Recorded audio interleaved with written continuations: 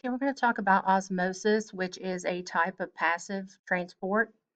So, if it's passive transport, we're talking about a movement from an area of high concentration to an area of low concentration until reaching equilibrium.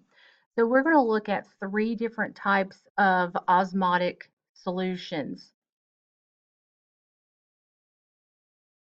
So what you'll have on your notes, you've got these three beakers. One is isotonic, one's hypertonic, and one's hypotonic. And as you go through your notes or after you listen to this presentation, you're going to be placing a picture of a cell inside of this beaker, and then you're going to be matching some notes. So first is isotonic solution. It looks like my beaker is kind of eating the word isotonic. But iso refers to equal as an accident. So iso refers to equal. So if you're talking about an isotonic solution, you're talking about equal amounts of solute in the solution as compared to inside the cell. Now, when you're talking about a solution, there's two parts. Solute, that's whatever's been dissolved. And a lot of times when you're talking about osmotic solutions, you're talking about salt. And then the solvent is the other part of the solution, which is water. So we know water is a universal solvent. So if you're talking about this situation of isotonic, you've got an equal amount. So if I have a cell that has 5% salt, if it's isotonic, that also means that my beaker has 5% salt. So when I'm referring to an isotonic solution, I'm referring to the liquid in this container. I'm referring to the solution. Now, an isotonic solution, there isn't a concentration gradient. There's no net movement of water. So when that happens, the cell is going to remain the same because the water is just going to kind of move back and forth. There's no place for it to move to because of a concentration gradient. So the cell remains the same size because the concentration of solute is the same in the solution as in the cell. Next is hypertonic, not hypertony. I don't know what happened to my C. Oh, there it is. So in a hypertonic solution, we can look at this. Hyper means more. Hyper means more, sorry, everything. So if we're talking about a hypertonic solution, we're having more salt in this beaker than we would have inside of the cell. So the cell is 5% salt, and that means it's 95% water. So if I have a hypertonic solution, maybe instead of 5% salt, I now have 10% salt out here. Now, just a little math here. If I've got 10% salt, how much water is there? 90%. So here we have 95% water, 90% water.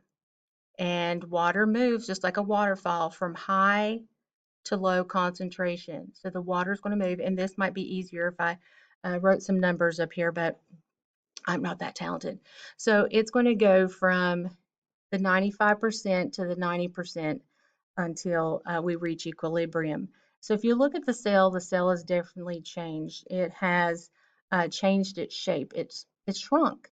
So I like to say it kind of shrinks like a little skinny hyperactive kid, or me if I ever become hyperactive, which is not going to happen. Um, then I would get really skinny. So that's what happens to a cell when it's placed in a hypertonic solution. It kind of shrivels up.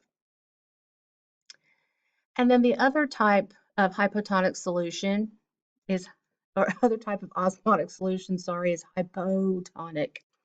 Now in a hypo means less, lesser, below, under. So I've got 5% salt. Out here it's less, so maybe it's 2. So I have 95% water, 5% salt. I have 98% water, 2% salt. So 98 water compared to 95. Here's your high, there's your low, and the water is going to go into the cell. from high to low concentration. And what you have here is the cell is swelling. It swells up like a hippo. That's a really good way to remember it. If you can get hypo-hippo, then you've got this, because hypertonic is going to be the opposite. Now, with this hypotonic solution, this cell is on the verge of exploding. So cytolysis is a cell bursting or a cell breaking. And if we look at this plant cell here, what do you think it is that's probably preventing it from bursting? Yes, it's cell wall.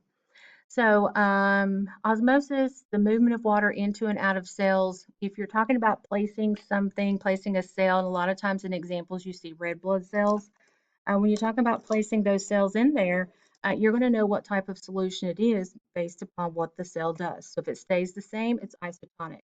So that means that whatever you're looking at, salt, sugar, whatever you're looking at it for, the concentration of solute, salt, sugar, is the same in the solution as inside the cell. If it's hypertonic, it shrinks, it loses its water because there's less water in the solution. And if it's hypotonic, then it's going to swell because there's more water in the beaker than inside of the cell. You can do this, and I've never really done it. I've done it some with maybe some cooking, but if you ever wanted to rehydrate something like a piece of lettuce, you can find a gazillion little videos on YouTube of people rehydrating a yucky wilted piece of lettuce, and it's just by placing it in maybe just a bowl of water for a bit, and that bowl of water is definitely going to have a higher concentration of water compared to a wrinkly old wilted piece of lettuce, and the water is going to go into the lettuce and make it look prettier.